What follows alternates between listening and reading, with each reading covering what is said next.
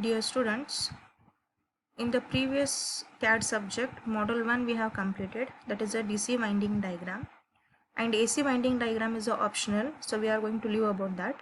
In the Model 2, we will be discussing about the single line diagram, which will be asked for 20 marks.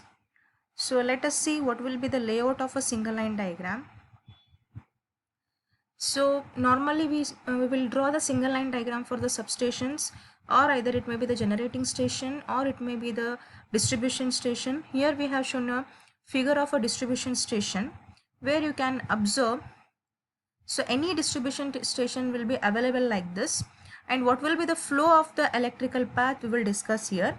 According to that, we are going to substitute the elements in the single line diagram. Already in the power system analysis 1, you know the definition of a single line diagram. The single line diagram is a where you are going to represent all the equipments with the standard symbols. So some of the symbols also we have discussed in that subject. Now that we are applying in the CAD. So just you can observe here, these are the incoming transmission lines.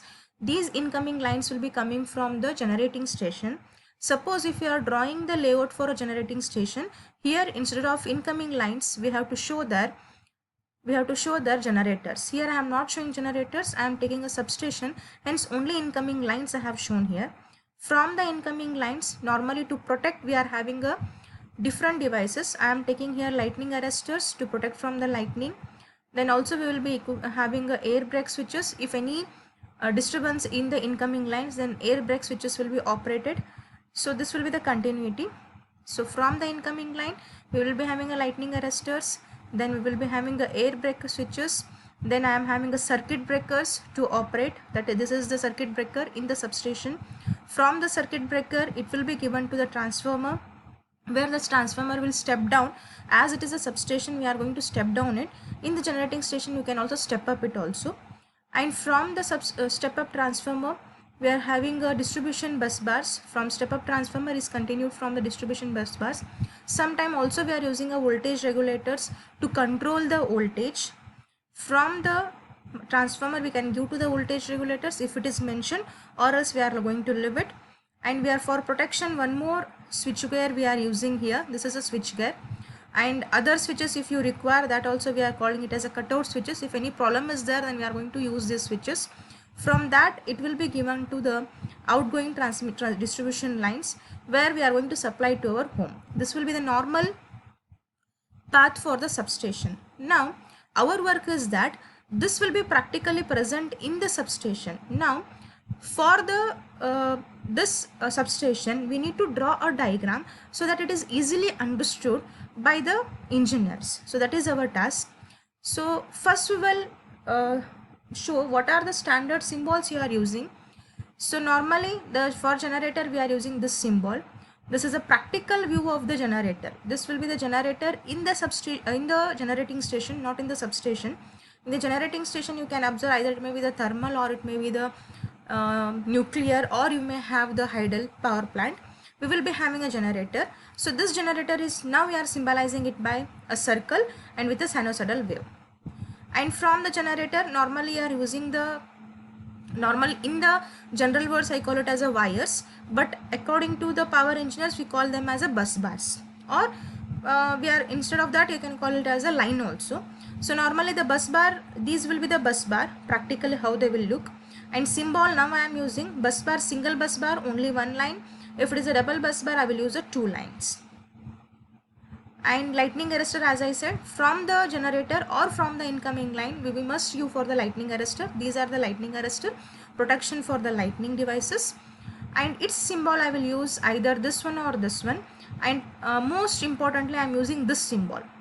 In all the textbooks we have referred this, just a triangle and putting a square mark on that triangle and putting a cross mark on that and connecting to the ground. This is a symbol of a lightning arrestor. Sometimes along with the lightning arrestor we have to use a surge arresters, which will be connected to the earth again. So these are the surge arresters, and here this is the practical view of the surge arresters. So both the purpose of adding is the protection of the lines. From the lightning arrestor, I must give to the switch. If any disturbance is there in the incoming line, then I have to cut out it. So that cutout can be done by the these switches. Normal words I call it as a switches, but in generally we call in the substation as a isolators or group operated isolators. Isolators means they are going to isolate the section. So also we are calling it as a group isolated because you can observe we have a 3 phases. So 3 sections I have, and these all together we will operate. Hence we also call it as a group operated isolators, GOS. So from the switches, next step is a circuit breaker. Practical view of a circuit breaker is this. This will be the circuit breaker used in the substations. Either you can use the circuit breaker with the square symbol, square with the cross mark, or this one. Normally I am referring this one. This will be the circuit breaker symbol we are using. So this is a diagram of how we are using switches along with the isolators.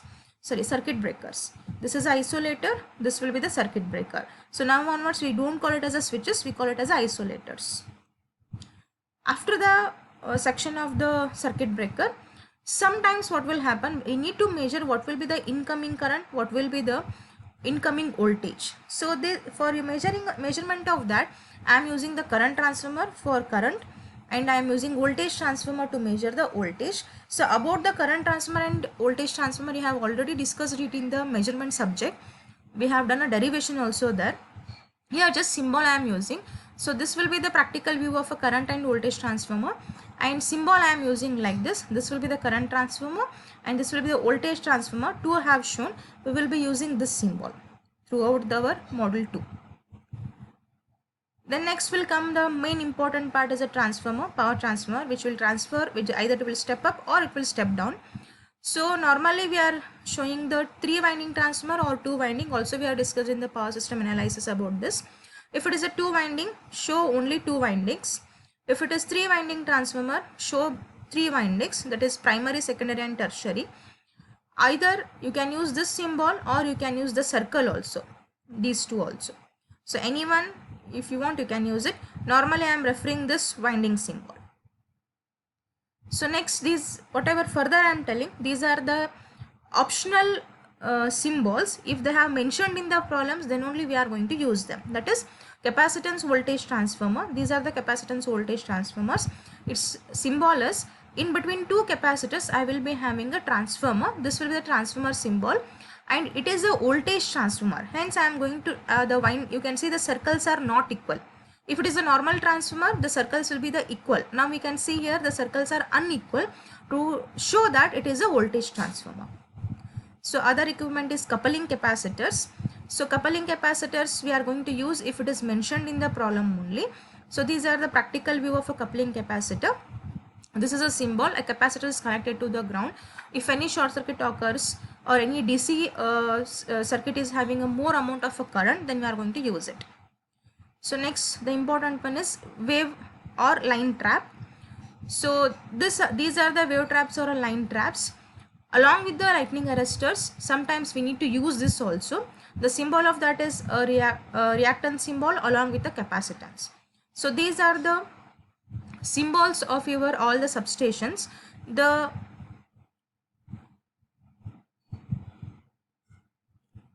So this is a symbol of a reactor. If any reactor is given, you can use that. The most important one is that initially in every problem we need to use generator. We need to use generator, bus bar in every problem. It is compulsory. And then I have a lightning arrestor, surge arrestor if it is given, then only you have to use. And GOS compulsory, circuit breaker compulsory, CT and PT compulsory in the incoming section, and transformer is also compulsory, you have to use it. These whatever capacitance, CVT, coupling capacitor, then wave trap, these are the optional symbols. Optional means if they have mentioned in the problem, then only we are going to use them, or else we are not going to use them. Is that clear? So now this is the completion of the introduction of your single line diagram. So you have to remember in this section what are the symbols, means for which component you are using which symbol. That is very important, you must remember that. So in the next video I will discuss about how to draw. I will take a problem and we will discuss about how to draw the using these symbols. Thank you.